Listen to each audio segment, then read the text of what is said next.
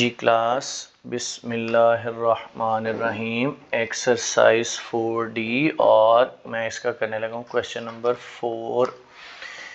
इसमें बताया गया है कि वैल्यू ऑफ पेंटिंग मेरे पास है, value of painting, value of painting students मेरे पास है इक्वल टू $2000 में ये। अच्छा मुझे, और ये इन 2020 में बताई गई, इन 2020 में इसकी ये वैल्यू है।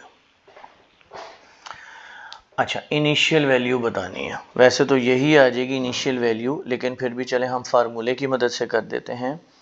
इनिशियल वैल्यू क्या हो जाएगी, इनिशियल वैल्यू कैसे आ जाएगी, तो आपने लिखा base value multiplied by G. Students कितना इंक्रीज आ रहा है वो देखते हैं। फार्मूला गिवन है मल्टीप्लाइड बाय 1.1 की पावर n, ये फार्मूला गिवन है मेरे पास, ये गिवन है। तो बेस वैल्यू फाइंड आउट करनी है, आपको पता है, तो और 2020 ही में मालूम करनी है, तो 1.1 की पावर 0 जी। स्टूडेंट्स तो ये हो जाएगा 1, किसी भी चीज़ की पावर 0 1 होता है, तो ये $2000 ही आ जाएगा। अच्छा अब वैल्यू ऑफ पेंटिंग इन 2030 मालूम करनी है मुझे। अगले पार्ट में value of painting, value of painting, painting 2030 में मुझे बतानी है जी। तो 2020 से 2030 तक मेरे पास 10 इयर्स होते हैं। ये base value multiplied bye 1 point, ये फार्मूला इनफैक्ट इसकी जगह मैंने 10 लगा दिया। तो मेरे पास कैलकुलेशन किस मदद से, वैल्यू 1.1 की पावर 10 मल्टीप्लाइड बाय 2000, तो मेरे पास 5187 आती है वैल्यू, $5187। लेकिन मैं इसको नियरेस्ट 10 पे मैं इसको राउंड ऑफ कर दूं। 87 के नियरेस्ट 10 कौन सा है, 90। तो ये मेरा आंसर दूसरे पार्ट का जी। क्लास क्वेश्चन नंबर 5 देखते हैं। ये मेरे पहले पार्ट से क्वेश्चन लिखे हुए हैं, इनको रब करते हैं। तो पार्ट क्वेश्चन नंबर 5 है मेरे पास, यासिर बॉट अ कार, और इसकी जो after 3 years its value is given by P, ये गिवन है P equal to 25,000 multiplied by 0.86 और पावर है T। तो स्टूडेंट्स कहते हैं how much did Yasir spent on car. तो पहले साल उसने कार पे कितना एक्सपेंस आउट किया। How much did Yasir spent, how much did Yasir spent on car, यानी इनिशियल ईयर की बात हो रही है, फर्स्ट ईयर में ही आपने परचेज किया और खर्च किया। तो ये आपके पास 25,000 मल्टीप्लाइड बाय 0.86 पावर 0, तो ये 25,000 ही आ जाएगा, क्योंकि इसकी पावर 01 होता है। तो ये मेरे पास आ जाएगा $25,000 पहले पार्ट। फिर कहता है कि आप ये बताएं कि परसेंटेज डिक्रीज कितना है। सेकंड पार्ट में percentage decrease, percentage decrease students हमने पहले पार्ट्स में किया, आपको पता है।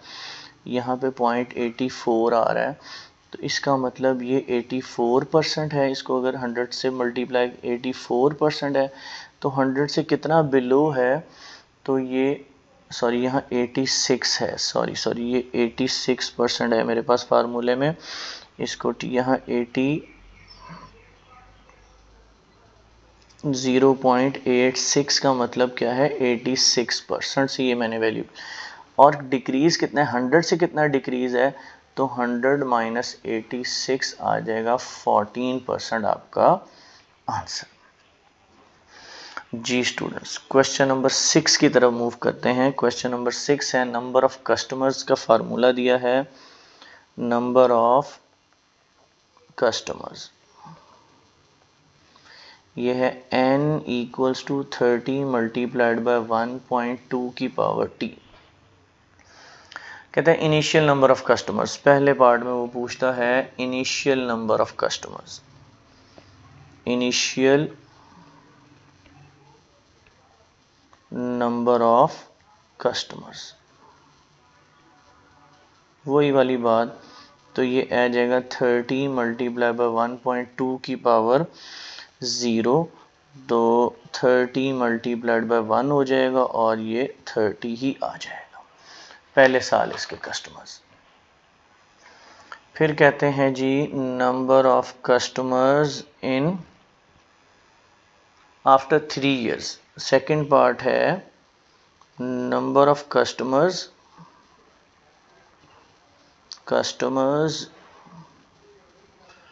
After 3 years। तो आपके पास जो फार्मूला लिखा हुआ है वो है 30 मल्टीप्लाइड बाय 1.2 की पावर t।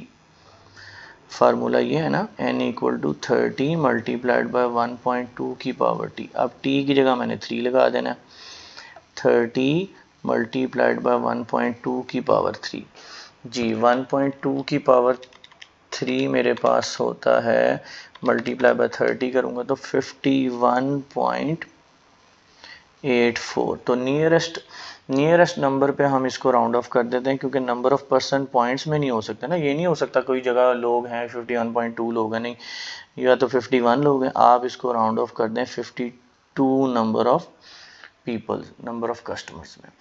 अच्छा, कहते हैं in which year company have 100 customers. अब आइडिया लगाना है मुझे,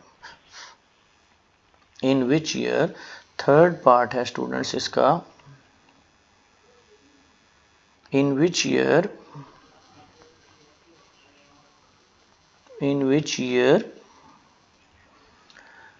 company have 100 customers, company have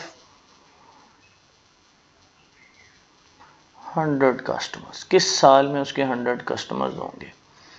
तो स्टूडेंट्स हम अंदाज़ा लगाते हैं, पहले n का फार्मूला लिखा आपने और 30 मल्टीप्लाई बाय 1.2 t फार्मूला है ना, तो t की जगह पहले मैं 3 तक लगाया तो 52 कस्टमर्स निकले ना पिछले, तो यानी 3 से ऊपर ही लगाने पड़ेंगे। तो 3 से ऊपर लगा के देखते हैं स्टूडेंट्स, यहाँ 5 लगा के देखते हैं। जब कैलकुलेटर पे करते हैं तो ये मेरे पास आता है 74 कस्टमर, यानी 5 सालों में तो नहीं है मुमकिन। अच्छा जी, अब क्या करके देखते हैं, अब नंबर ऑफ ईयर्स बढ़ाते हैं, 1.25 की जगह 7 लगा देते हैं। तो अब आ रहा है मेरे पास 107 कस्टमर जी।